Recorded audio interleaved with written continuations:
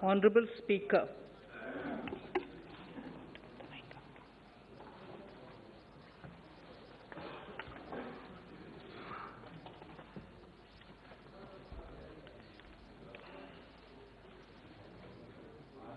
Honorable Speaker, sir, I present the budget for the year 2022-23. At the outset,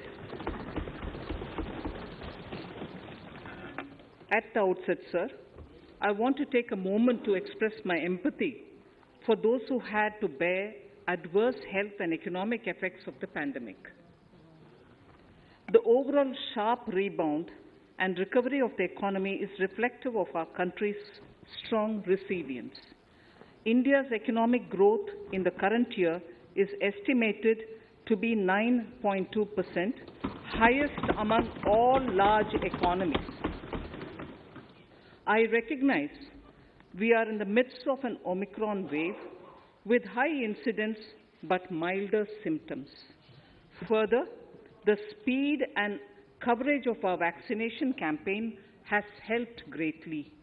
With an accelerated improvement of health infrastructure in the past 2 years, we are in a strong position to withstand challenges. I am confident that with Sabka Prayas, we will continue our journey with strong growth. Honorable Speaker, we are marking Azadi Ka Amrit Mahotsav and have entered the 25-year-long lead up to India at 100. Honorable Prime Minister in his Independence Day address had set out the vision for India at 100. By achieving certain goals during Amritkal, our government aims to attain this vision. They are complementing the macroeconomic level growth focus with a microeconomic level all-inclusive welfare focus, promoting digital economy and fintech, technology-enabled development, energy transition, and climate action, and relying on virtuous cycles starting from private investment with public capital investment, helping to crowd in private investment. Since 2014, our government's focus has been on empowerment of citizens, especially the poor and the marginalized. Measures have included programs that have provided housing, electricity, cooking gas, and access to water. We also have programs for ensuring financial inclusion and direct benefit transfers. We are committed to strengthening the abilities of the poor to tap all opportunities. Our government constantly strives to provide the necessary ecosystem for the middle classes, a vast and wide section which is populated across various middle income brackets, to make use of the opportunities they so desire. This budget seeks to lay the foundation and give a blueprint to steer the economy over Amritkal of the next 25 years, from India at 75 to India at 100. It continues to build on the vision drawn in the budget of 21-22. Its fundamental tenets, which included transparency of financial statement and fiscal position, reflect the government's intent, strengths, and challenges. This continues to guide us. The initiatives of the last year's budget have seen significant progress and have been provided with adequate allocations in this budget as well. The strengthening of health infrastructure, speedy implementation of the vaccination program, and the nationwide resilient response to the current wave of the pandemic are evident for all. The productivity-linked incentive in 14 sectors for achieving the vision of Atmanirbhar Bharat has received excellent response, with potential to create 60 lakh new jobs and an additional production of 30 lakh crore during next 5 years. Towards implementation of the new public sector enterprise policy, the strategic transfer of ownership of Air India has been completed. The strategic partner The strategic partner for Neelanchal Ispat Nigam Limited has been selected. The public issue of the LIC is expected shortly. Others too are in the process for 2022-23. Please The no, National Bank आपको for पर्याप्त मौका, पर्याप्त अवसर मिलेगा। बेटे बेटे टिप्पणी मत कीजिए। the National Bank for Infrastructure Development and National Asset Reconstruction Company have commenced their activities. Honorable Speaker, sir, Budget 2021-22 had provided a sharp increase in provision for public investment or capital expenditure. Throughout the year, with the Honorable Prime Minister guiding the implementation, our economic recovery is continuing to benefit from the multiplier effect.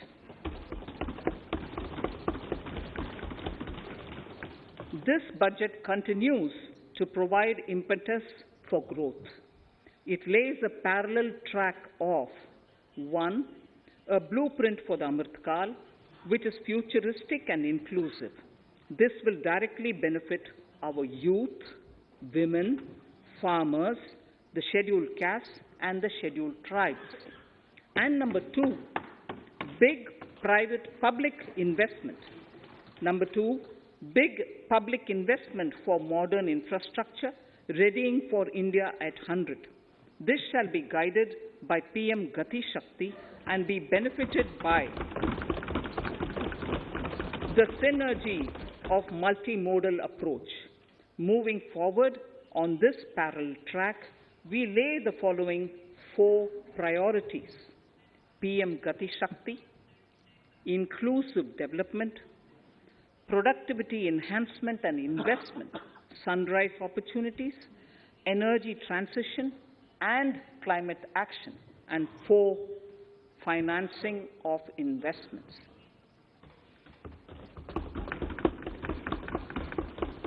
PM Gati Shakti. PM Gati Shakti is a transformative approach for economic growth and sustainable development. The approach is driven by 7 engines, namely roads, railways, airports, ports, mass transport, waterways, and logistics infrastructure. All 7 engines will pull forward the economy in unison. These engines are supported by the complementary roles of energy transmission, IT communication, bulk water and sewerage, and social infrastructure. Finally, the approach is powered by clean energy and Sabka Prayas. The efforts of the central government, the state governments, and the private sector together, leading to a huge job and entrepreneurial opportunities for all, especially the youth. PM Gati Shakti Master Plan, National Master Plan, the scope of PM Gati Shakti National Master Plan will encompass the 7 engines for economic transformation, seamless multimodal connectivity, and logistics efficiency. It will also include the infrastructure development by the state governments as per Gati Shakti Master Plan. The focus will be on planning, financing, including through innovative ways, use of technology, and speedier implementation. The projects pertaining to these 7 engines in the national infrastructure pipeline will be aligned with PM Gati Shakti framework. The touchstone of the master plan will be world-class modern infrastructure and logistics synergy among different modes of movement, both of people and goods, and location of projects. This will help raise the productivity and accelerate economic growth and development. Road transport. PM Gati Shakti Master Plan for expressways will be formulated in 22-23 to facilitate faster movement of people and goods. The national highways network will be expanded by 25,000 kilometers in 2022-23. 20,000 crores of rupees will be mobilized through innovative ways of financing to complement the public resources. The data exchange among all mode operators will be brought on unified logistics interface platform, designed for application programming interface. This will provide for efficient movement of goods through different modes, reducing logistics cost and time, assisting just-in-time inventory management, and in eliminating tedious documentation. Most importantly, this will provide real-time information to all stakeholders and improve international competitiveness. Open source mobility stack for organizing seamless travel of passengers will also be facilitated.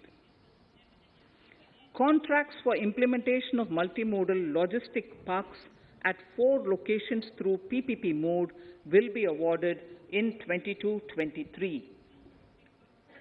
Railways will develop new products and efficient logistic services for small farmers and small and medium enterprises, besides taking the lead in integration of postal and railways network to provide seamless solutions for movement of parcels.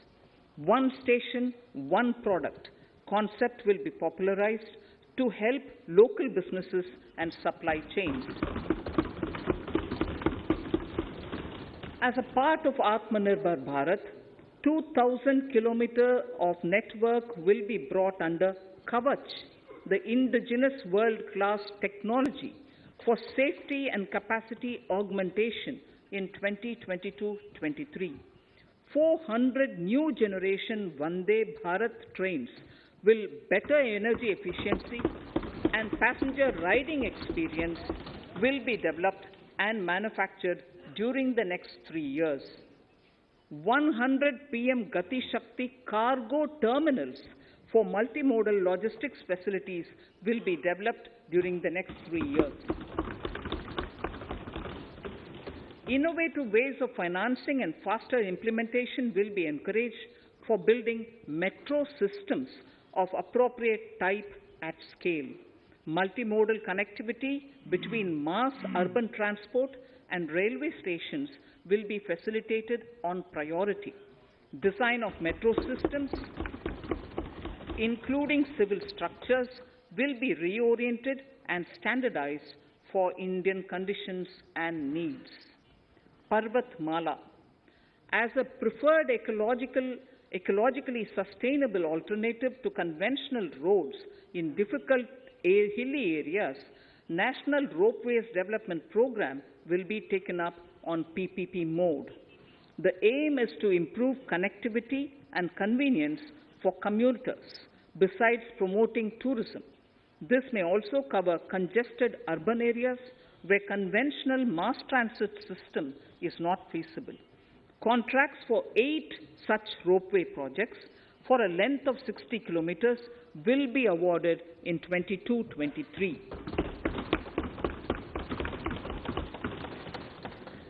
With technical support from the Capacity Building Commission, central ministries, state governments, and their infra agencies will have their skills upgraded. This will ramp up capacity in planning, design, financing, including innovative ways, and implementation management of the PM Gati Shakti infrastructure projects. Inclusive development, our second priority. Agriculture. The procurement of wheat in Rabi 21-22 and the estimated procurement of paddy in Kharif 21-22 will cover 1,208 lakh metric tons of wheat and paddy from 163 lakh farmers, and 2.37 lakh crores will be the direct payment of MSP value to their accounts. Chemical-free natural farming will be promoted throughout the country with a focus on farmers' lands in 5-kilometer wide corridors along the river Ganga at the first stage. 2023 has been announced as the International Year of Millets. Support will be provided for post-harvest value addition, enhancing domestic consumption, and for branding millet products nationally and internationally. To reduce our dependence on import of oil seeds, a rationalized and comprehensive scheme to increase domestic production of oil seeds will be implemented. for delivery of digital and high-tech services to farmers with involvement of public sector research and extension institutions, along with private agri-tech players and stakeholders of agri-value chains, a scheme in PPP mode will be launched.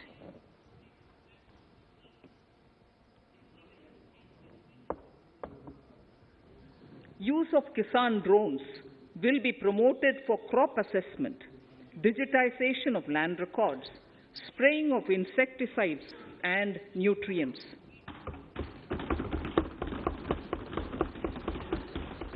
States will be encouraged to revise syllabi of agricultural universities to meet the needs of natural, zero budget, and organic farming, modern day agriculture, value addition, and management.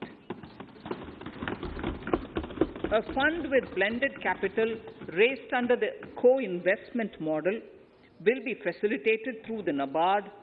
This is to finance startups for agriculture and rural enterprise relevant for farm produce value chain.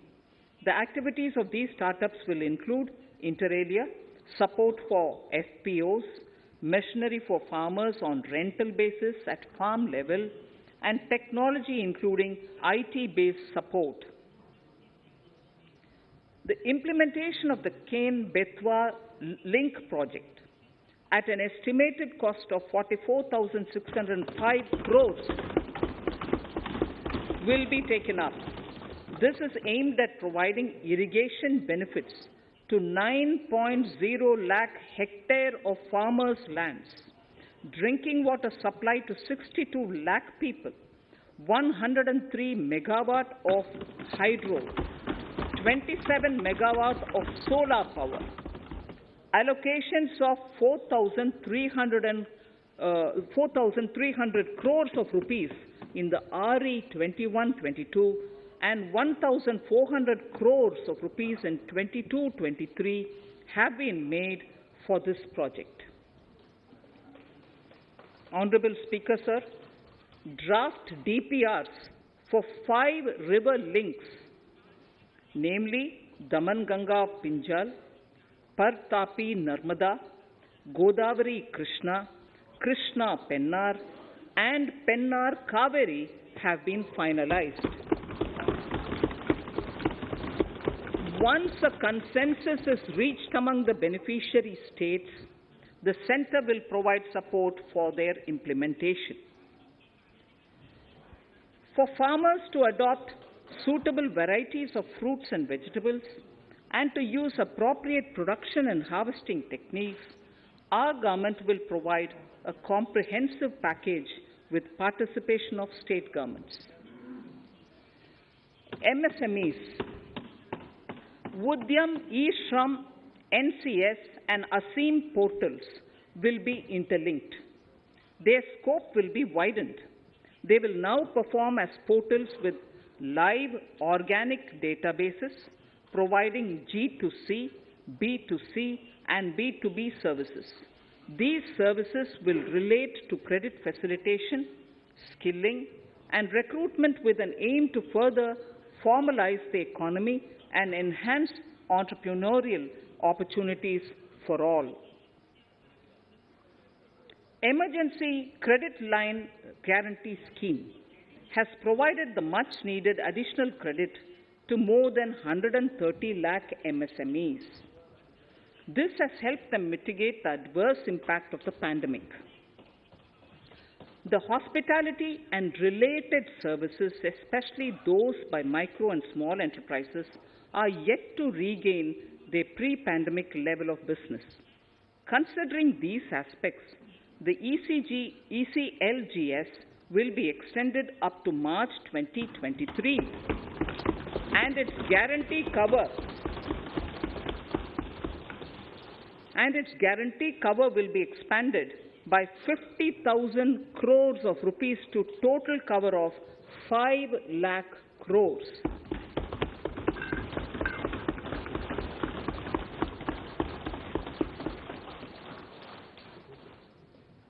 With the additional amount being earmarked, exclusively for the hospitality and related sectors.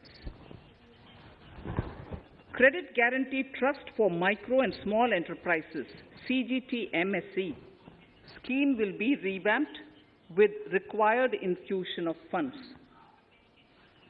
This will facilitate additional credit of 2 lakh crore for micro and small enterprises and expand employment opportunities.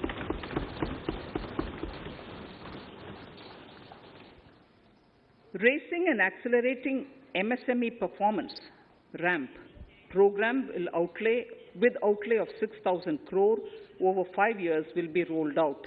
This will help MSME sector become more resilient, competitive and efficient.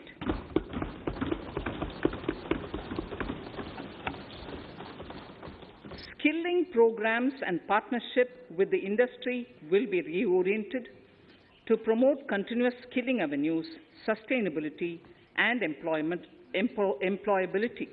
The National Skill Qualification Framework will be aligned with dynamic industry needs.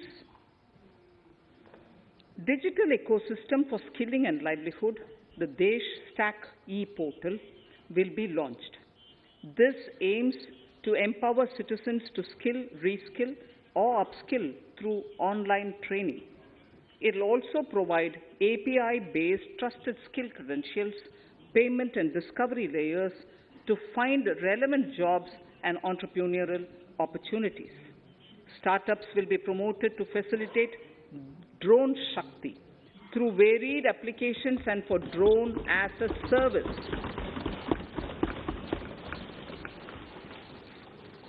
In select ITIs in all states, the required courses for skilling will be started.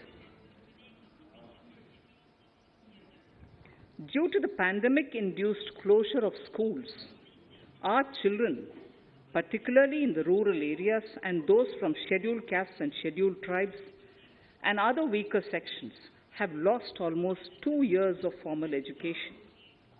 Mostly, these are children in government schools. We recognize the need to impart supplementary teaching and to build a resilient mechanism for education delivery.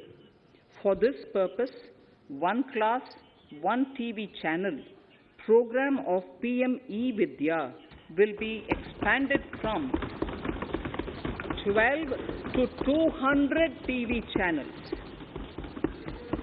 This will enable all states to provide supplementary education in regional languages for classes 1 to 12.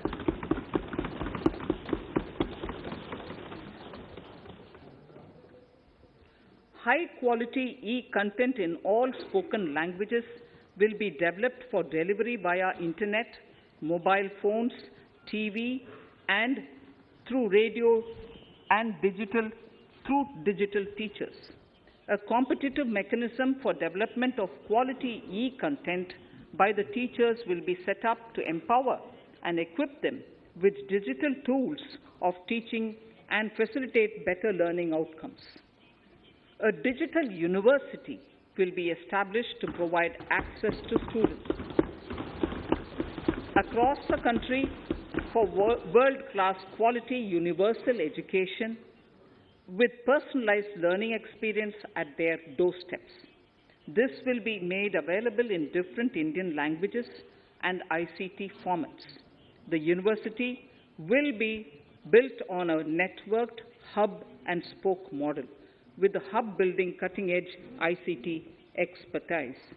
The best public universities and institutions in the country will collaborate as a network of hub and spoke. An open platform for the national digital health ecosystem will be rolled out. It will consist of digital registries of health providers and health facilities, unique health identity, consent framework, and universal access to health facilities. The pandemic has accentuated mental health problems in people of all ages. To better the access to quality mental health counseling and care services, a national tele-mental health program will be launched. This will include a network of 23 mental health centers of excellence, with NIMHANS being the nodal center, and International Institute of Information Technology, Bangalore, IIIT Bangalore, providing technology support. Recognizing the importance of Nari Shakti as a harbinger of our bright future and for women-led development, during the Amritkal, our government has comprehensively revamped the schemes of the Ministry of Women and Child Development. Accordingly, 3 schemes, namely Mission Shakti, Mission Vatsalya, Saksham Anganwadi and Poshan 2.0 were launched recently to provide integrated benefits to women and children. Saksham Anganwadis are a new generation Anganwadis that have better infrastructure and audio-visual aids, powered by clean energy and providing improved environment for early childhood development. 2 lakh Anganwadis will be upgraded under this scheme. Current coverage of Har Ghar Nal Se Jal is 8.7 crores. Of this, 5.5 crore households were provided tap water in last 2 years itself. Allocation of 60,000 crores of rupees has been made with an aim to cover 3.8 crore households in 2022 and 23. In 22-23, 80 lakh houses will be completed for the identified eligible beneficiaries of the PM Awas, both rural and urban. 48,000 crores is allotted for this purpose. The central government will work with the state governments for reduction of time required for all land and construction related approvals, for promoting affordable housing for middle class and for the economically weaker sections in urban areas. We shall also work with the financial sector regulators to expand access to capital along with reduction in cost of intermediaries. A new scheme, Prime Minister's Development Initiative for the Northeast, will be implemented through the Northeastern Council. It will fund infrastructure in the spirit of PM Gati Shakti and social development projects based on felt needs of the Northeast. This will enable livelihood activities for youth and women, filling the gaps in various sectors. It will not be a substitute for existing central or state schemes. While the central ministries may also post their candidate projects, priority will be given to those posted by the states. An initial allocation of 1,500 crores of rupees will be made, and the initial list of projects is given in Annexure 1 of my speech. Our vision to improve the quality of life of citizens in the most backward districts of the country through Aspirational Districts program has been translated into reality in a very short span of time. 95% of those 112 districts have made significant progress in key sectors such as health, nutrition, financial inclusion, and basic infrastructure. They have surpassed even some of the state average values.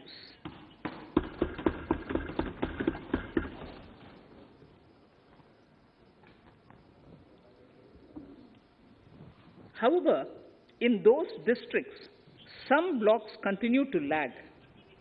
In 22-23, the program will focus on such blocks in those districts.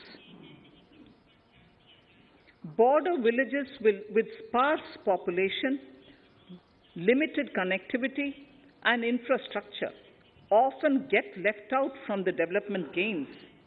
Such villages on the northern border will be covered under a new Vibrant Villages program. The activities will include construction of village infrastructure, housing, tourist centers, road connectivity, provisioning of decentralized renewable energy, direct-to-home access for Doordarshan and educational channels, and support for their livelihood generation. Additional funding for these activities will be provided. Existing schemes will be converged. We will define their outcomes and monitor them on a constant basis. In 2022, 100% of 1.5 lakh post offices will come on the core banking system, enabling financial inclusion and access to accounts through net banking, mobile banking, ATMs, and also provide online transfer of funds between post office accounts and bank accounts. This will be helpful, especially for farmers and senior citizens in rural areas, enabling interoperability and financial inclusion.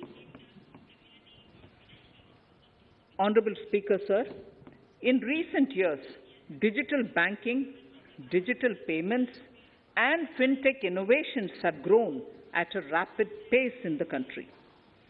Government is continuously encouraging these sectors to ensure that the benefits of digital banking reach every nook and corner of the country in a consumer-friendly manner. Taking forward this agenda and to mark 75 years of our independence, it is proposed to set up 75 digital banking units in 75 districts of the country by scheduled commercial banks. The financial support for digital payment ecosystem announced in the previous budget will continue in 22-23 as well. This will encourage further adoption of digital payments. There will also be a focus to promote use of payment platforms that are economical and user-friendly. Sir, I move to the next priority. In recent years, over 25,000 compliances were reduced and nearly 1,500 union laws were repealed. This is the result of our government's strong commitment for minimum government and maximum governance. 1,486 union laws were repealed. Our trust in the public and ease of doing business is what is highlighted here, sir. For the Amrit Kal, the next phase of ease of doing business 2.0 and ease of living will be launched. In our endeavor to improve productive efficiency of capital and human resources, we will follow the idea of trust-based governance. The new phase will be guided by an active involvement of the states, digitization of manual processes and interventions, integration of the central and state level systems through IT bridges, a single point access for all citizen-centric services, and standardization and removal of overlapping compliances. Crowdsourcing of suggestions and ground-level assessment of the impact with active involvement of citizens and businesses will be encouraged. A single window portal, Parivesh, for all green clearances was launched in 2018. It has been instrumental in reducing the time required for approvals significantly. The scope of this portal will be expanded to provide information to the applicants based on location of units. Information about specific approvals will be provided. It will enable application for all 4 approvals through a single form and tracking of the process through Centralized Processing Center Green, CPC Green. E-passports. the issuance of e-passports using embedded chip and futuristic technology will be rolled out in 22-23 to enhance the convenience for the citizens in their overseas travel. By the time of India at 100, nearly half our population is likely to be living in urban areas. To prepare for this, orderly urban development is of critical importance. This will help realize the country's economic potential, including livelihood opportunities for the demographic dividend. For this, on the one hand, we need to nurture the megacities and their hinterlands to become current centers of economic growth. On the other, we need to facilitate Tier 2 and Tier 3 cities to take on the mantle in the future. This would require us to reimagine our cities into centers of sustainable living with opportunities for all, including women and our youth. For this to happen, urban planning cannot continue with a business-as-usual approach. We plan to steer a paradigm change. A high-level committee of reputed urban planners, urban economists, and institutions will be formed to make recommendations on urban sector policies, capacity building, planning, implementation, and governance. For urban capacity building, support will be provided to the states. Modernization of building bylaws, town planning schemes, transit-oriented development will be implemented. This will facilitate reforms for people to live and work closer to the mass transit systems. The central government's financial support for mass transit projects and Amrit scheme will be leveraged for formulation of action plans and their implementation for facilitating the TOD and TPS by the states. For developing India-specific knowledge in urban planning and design, and to deliver certified training in these areas, up to 5 existing academic institutions in different regions will be designated as centers of excellence. These centers will be provided endowment fund of 250 crore each. In addition, the AICTE will take the lead to improve syllabi, quality and access of urban planning courses in other institutions. We will promote a shift to use of public transport in urban areas. This will be complemented by clean tech and governance solutions, special mobility zones with zero fossil fuel policy and EV vehicles. Battery swapping policy. Considering the constraint of space in urban areas, for setting up charging stations at scale, a battery swapping policy will be brought out and interoperability standards will be formulated.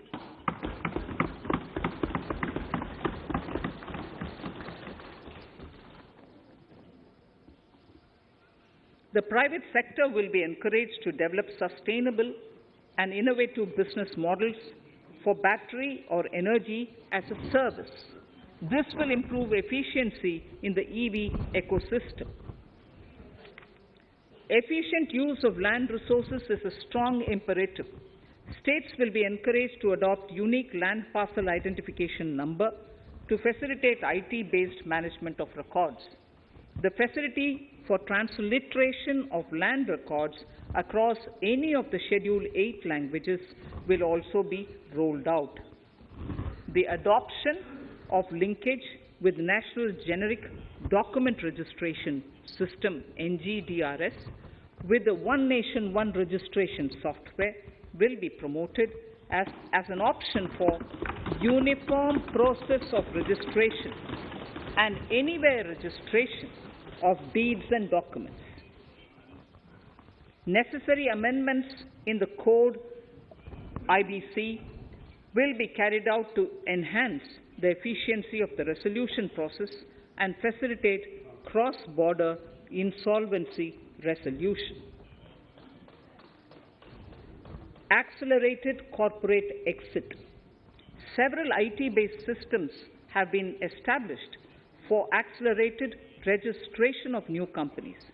Now the Center for Processing Accelerated Corporate Exit, CPACE, will process re-engineering, will be established to facilitate and speed up the voluntary winding up of these companies from the currently required 2 years to less than 6 months.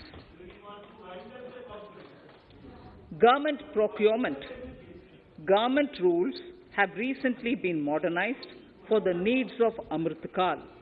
The new rules have benefited from the inputs from various stakeholders.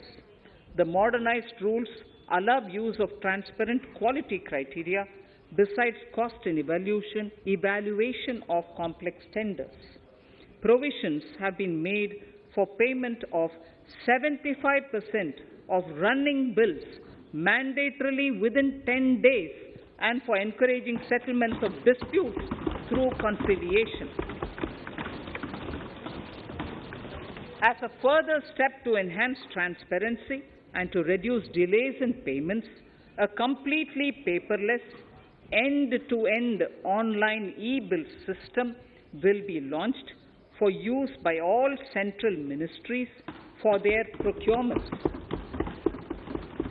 The system will enable the suppliers and contractors to submit online their digitally signed bills and claims and track their status from anywhere. To reduce indirect cost for suppliers and work contractors, the use of surety bonds as a substitute for bank guarantee will be made acceptable in government procurements. Business such as gold imports may also find this useful. IRDAI, insurance regulator, has given the framework for issue of surety bonds by insurance companies. AVGC Promotion Task Force. The animation, visual effects, gaming, and comic, the AVGC sector, offers immense potential to employ youth. An AVGC Promotion Task Force with all stakeholders will be set up to recommend ways to realize this and build domestic capacity for serving our markets and the global demand. Telecom sector. Telecommunications in general and 5G technology in particular can enable growth and offer job opportunities. Required spectrum auctions will be conducted in 2022 to facilitate rollout of 5G mobile services within 2022-23 by private telecom providers. A scheme for design-led manufacturing will be launched to build a strong ecosystem for 5G as part of the production-linked incentive scheme. To enable affordable broadband and mobile service proliferation in rural and remote areas, 5% of annual collections under the Universal Service Obligation Fund will be allocated. This will promote R&D and commercialization of technologies and solutions. Our vision is that all villages and their residents should have the same access to e-services, communication facilities, and digital resources as urban areas and their residents. The contracts for laying optical fiber in all villages, including remote areas, will be awarded under the BharatNet project through PPP in 22 and 23. Completion is expected in 2025.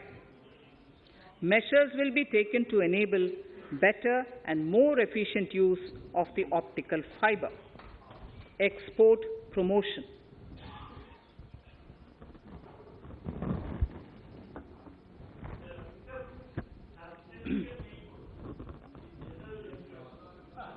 The Special Economic Zones Act will be replaced with a new legislation that will enable the states to become partners in development of enterprise and service hubs.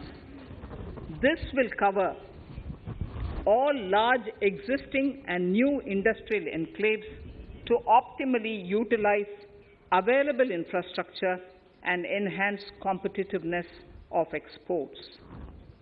Atmanirbharta in defense. Our government is committed to reducing imports and promoting Atmanirbharta in equipment for the armed forces. 68% of the capital procurement budget will be earmarked for domestic industry in 22-23, up from 58% in 21-22. Defense R&D will be opened up for industry, startups, and academia, with 25% of defense R&D budget earmarked. Private industry will be encouraged to take up design and development of military platforms and equipment in collaboration with DRDO and other organizations through SPV model. An independent nodal umbrella body will be set up for meeting wide-ranging testing and certification requirements. Artificial intelligence, geospatial systems and drones, semiconductor and its ecosystem, space economy, genomics and pharmaceuticals, green energy and clean mobility systems have immense potential to assist sustainable development at scale and modernize the country. They provide employment opportunities for our youth and make Indian industry more efficient and competitive. Supportive policies, light touch regulations, facilitative actions to build domestic capacities and promotion of research and development will guide the government's approach. For R&D in the sunrise opportunities, in addition to efforts of collaboration among academia, industry and public institutions, government contribution will be provided. Energy transition and climate change.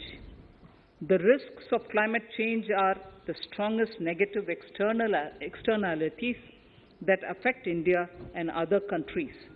As Honorable Prime Minister said at the COP26 summit in Glasgow last November, and I quote, "What is needed today is mindful and deliberate utilization instead of mindless, destructive consumption," unquote.